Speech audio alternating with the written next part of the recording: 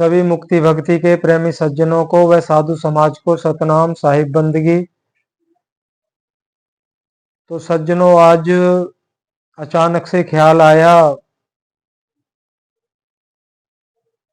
या तो हम भजन बंदगी में बैठे होते हैं या फिर किसी भी गुरु साहिबान के सत्संग को सुन रहे होते हैं,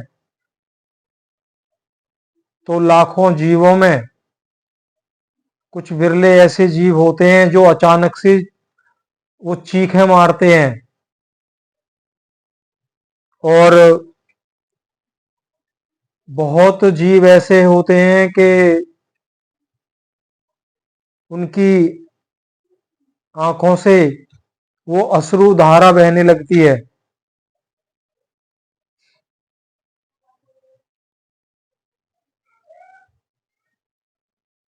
या शरीर में जो झटके सुनने में भी कई बार आया है और देखा भी है कि शरीर में झटके भी लगते हैं। तो ऐसा क्यों होता है? ये भी एक गहरा ही रहस्य है। देखिए,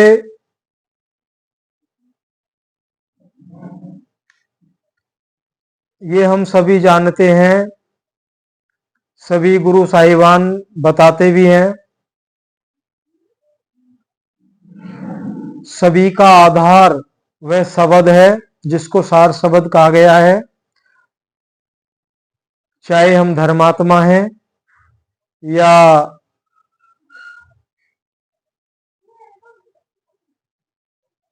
हम किसी भी तरह का जो है उल्टे सीधे काम करते हैं, पाप करते हैं, जीव हत्याएं करते हैं, सभी जीवों के अंदर वह सार शब्द गुंजयमान है। लेकिन वो सुनाई नहीं देता है और उसकी कशिश होती है। वो आत्मा की सूरत को खींचना चाहता है, लेकिन बीच में तो बहुत ज्यादा झोला पड़ा हुआ है, तो उसकी मौजूदगी, उसका एहसास हमें पता ही नहीं है। लेकिन जब हम सत्संग में बैठे होते हैं या भजन सुमरन में बैठे होते हैं, जब परमात्मा के प्रति प्रेम या परमात्मा स्वरूप, परमात्मा को तो देखा नहीं है हमने, तो गुरु में ही परमात्मा स्वरूप को हम देखते हैं। वो ध्यान, परमात्मा के प्रति प्रेम, वो है लगन, विरह। जब अचानक से जब वो विरह, वेदना, वो ध्यान अगर पल भर आत्मा की सूरत जब ठहरती है या स्थिर होती है, स्थिर, उस तब उस अवस्था को कहा गया है, बिल्कुल अपने प्रकृति की तो बात छोड़िए, ये शरीर भी प्रकृति है, बाकी कोई भी आचार विचार ये शरीर का भी बिल्कुल भी भान नहीं रहता है जीव को। पल भर के लिए जब ऐसा होता है तो बॉडी में झटके लगते हैं, या जीव चिल्लाता है, चीखें मारता है, या विरह में रोता भी है। ये होता इसलिए है, मार्ग हमने कोई भी पकड़ा हुआ है, ज्यादातर वही होता है जब मार्ग हमारा गलत होता है। मान लो मुक्ति भक्ति का हमें सत्य मार्ग नहीं मिला है, अब गुरु साहिबान जहां तक के हैं, जिस अवस्था तक उनकी पहुंच है, लेकिन पूर्ण नहीं है वो, तो ज्यादातर ऐसा होता है। क्यों? जो पल भर की स्थिरता है,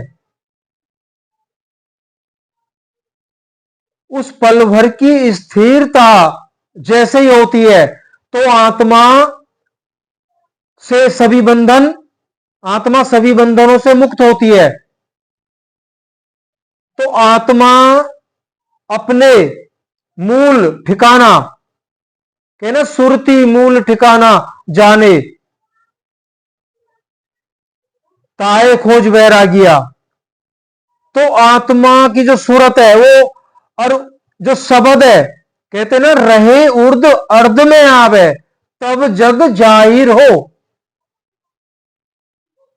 अच्छा खुलासा किया गया है इससे पीछे वाला जो सत्संग डाला गया है ना, तो जो गुप्त भेद है क्या है, जिसको संकेत में सभी कहते हैं ये सांकेतिक है, ये सार नाम है, ये सांकेतिक है, केवल इतना ही हम सुन पाते हैं। लेकिन सांकेतिक तो है, उसको वो कहा नहीं जा सकता, उसको लिखा पढ़ा सुना नहीं जा सकता है। उसका तो जो पारखी होता है, जो पूर्ण गुरु होता है, वो उसका परिचय कराता है। ये तो सतगुरु की कृपा से होता है। लेकिन जो संकेत दिया है, लेकिन संकेत में समझाया भी तो है।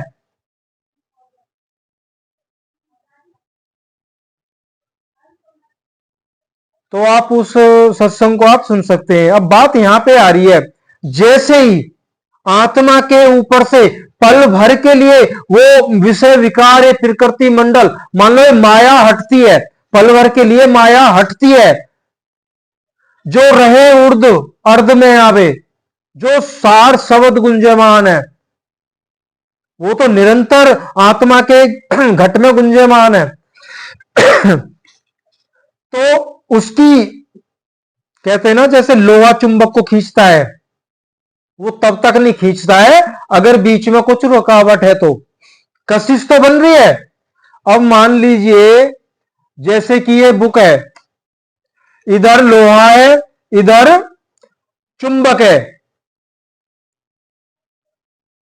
तो चुंबक अपने से लोहे को तो मिला नहीं सकती, लेकिन इसका जो आकर्षण है वो इस किताब के आर पार से भी उसको खींच रहा है। लेकिन वो आकर्षण बहुत, वो ना के मात्र होता है। तो ठीक कुछ इस प्रकार से, तो जैसे ही माया कुछ पल के लिए हटती है, तो वो शब्द उसको खींचता है। एक साथ अचानक जब एक साथ ऐसा होता है तो शरीर में झटके लगते हैं, या वो विरह इतनी जाग जाती है, आंखों से आंसू बहने लगते हैं, या एकदम जीव चीखें मारता है, क्यों वो अपने मूल से मिलना चाहता है। लेकिन ये कुछ पल का ही की अवस्था का ही ये वर्णन है, तभी ऐसा होता है। अगर जीव सहजता से उसका परमात्मा के प्रति प्रेम बढ़ता जा रहा है, उसके अंदर विरह वेदना भी है, वो रोता भी है, जो उसकी जो अवस्था, ये पूरे 24 घंटे आठों पैर में धीरे धीरे वो बदल जाती है, तो वहां झटके नहीं लगते हैं। जीव रोता तो है, लेकिन बाकी और कोई क्रिया नहीं होती है।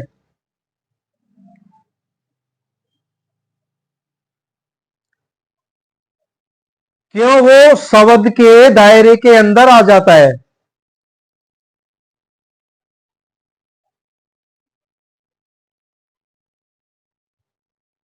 जब शब्द के दायरे के अंदर आ गए, हमने कोई भी रास्ता पकड़ा हुआ है, कई भाई के साथ में ये अनुभव भी हुआ होगा, तो कोई भी रास्ता पकड़ा हुआ है वो रास्ता पूर्ण नहीं है, लेकिन हमारी लगन विरह प्रेम, सच्चा प्रेम अगर परमात्मा सतगुरु के प्रति है, तो वो शब्द इस पिंड और ब्रह्मांड से खींच ले जाता है सुरत को। ये करते कौन है? सतगुरु का काम है। कहते ना रहे उर्द अर्ध में आवे, तब जग जाहिर हो। वो निराधार है।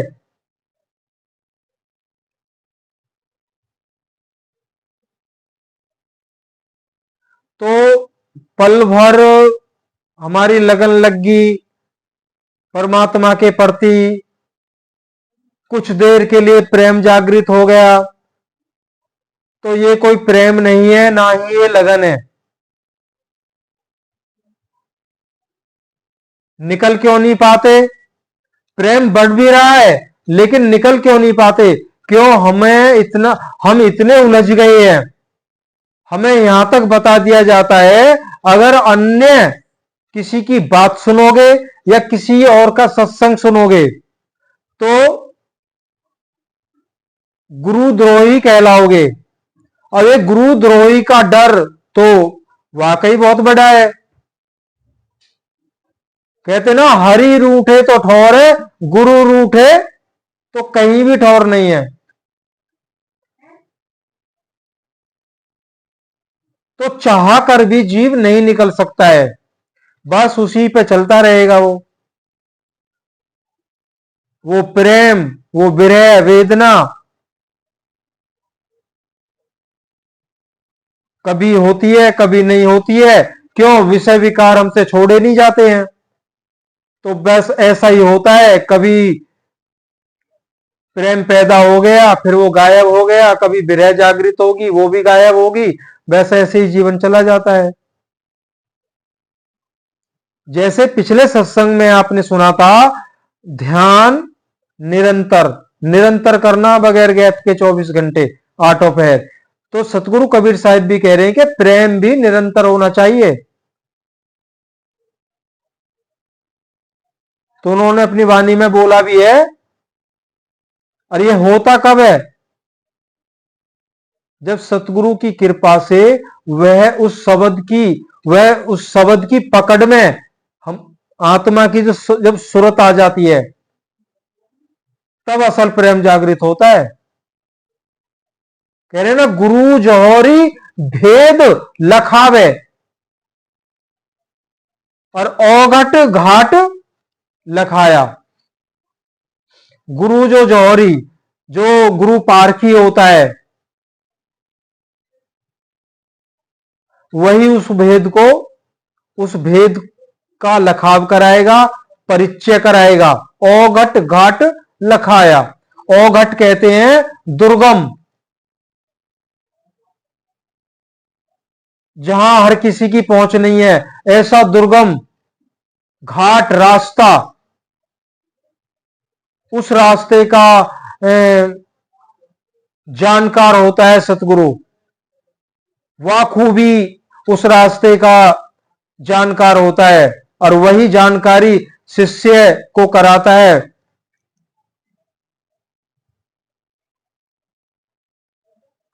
फिर क्या वो कहते हैं प्रेम के विषय में भी उन्होंने कहा, छिन ही चढ़े छिन ही उतरे, सो तो प्रेम ना होए, अघट अघट प्रेम पिंजर बसे, प्रेम कहावे सोए।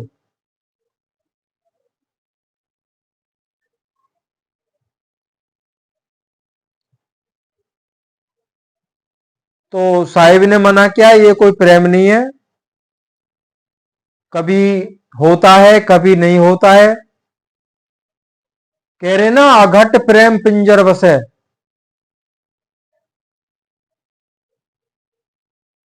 जो घटता बढ़ता ही नहीं है, वो बराबर प्रेम आटो पहर परमात्मा के प्रति रोम रोम में प्रेम है। कह रहे वो उसको प्रेम कहा जाता है। और मुक्ति भक्ति की जो पहली सीढ़ी है वो प्रेम ही है। प्रेम से ही सब कुछ होगा, प्रेम नहीं तो कुछ भी नहीं।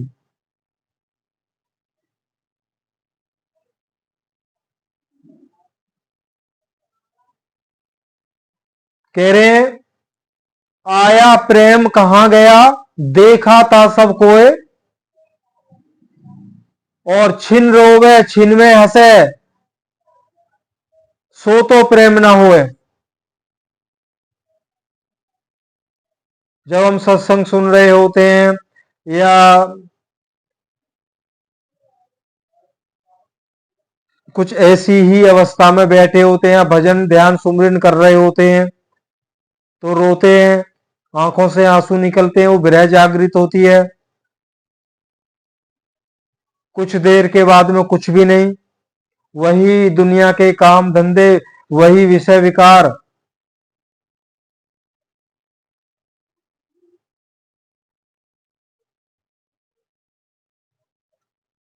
कह रहे ना, प्रेम प्रेम सब कोई कहे, प्रेम न चीने कोई, आठ पहर भी ना रहे, प्रेम कहावे सोए। अब कह रहे हैं यहां पे आठ पहर भी ना रहे, उस प्रेम के अमृत जल में आठों पहर भीगे रहो। अपनी तृष्णा, इन विषय वासनाओं की जो अग्नि जल रही है, इसे बुझाते रहो। आठों पैर की बात की गई है। तो यहां पे आठों पैर का मतलब है इस जगत से उदासीन हो जाना। जब सूरत उदास हो जाती है इस जगत से, तो वही सच्चा प्रेम कहलाता है। ये पहले भी बताया गया है, जब सच्चा प्रेम जागृत हो जाता है, मार्ग हमारा कोई भी रहा, हम किसी भी गुरु की शरण में हैं, तो सतगुरु हमारा मार्ग बदल देते हैं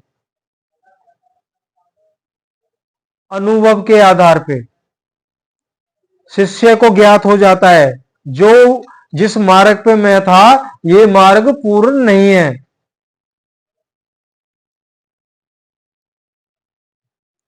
जब वो सत्य के बारे में विचार करता है, उसको खोजने की कोशिश करता है, वो है मुक्ति भक्ति का सच्चा जिज्ञासु हंस।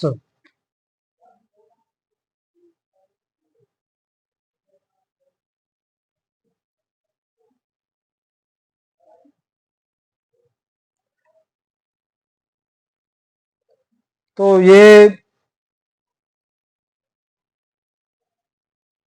ऐसे जीवों को देख के हम लोग यही सोचते हैं, भाई इनके अंदर तो बहुत प्रेम है, बहुत विरह वैराग्य है। बाकी ऐसा कुछ भी नहीं होता है। भावुकता भी अचानक से पैदा हो जाती है, भावुक हो जाते हैं। ज्यादातर तो जीव भावुक ही हो जाते हैं।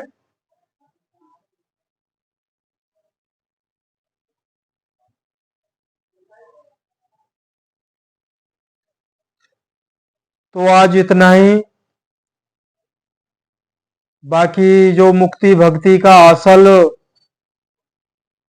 जो मार्ग है, जिसको गुप्त भेद कहा गया है, पीछे जो सत्संग डाला गया है, जो भाई नए हैं वो उनको उस सत्संग को सुन सकते हैं।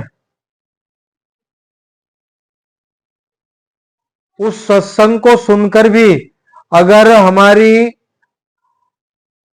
सूरत जागृत अवस्था में नहीं आई, तो बहुत कम चांस है इस जीवन में दोबारा से जागृत अवस्था में आ जाए।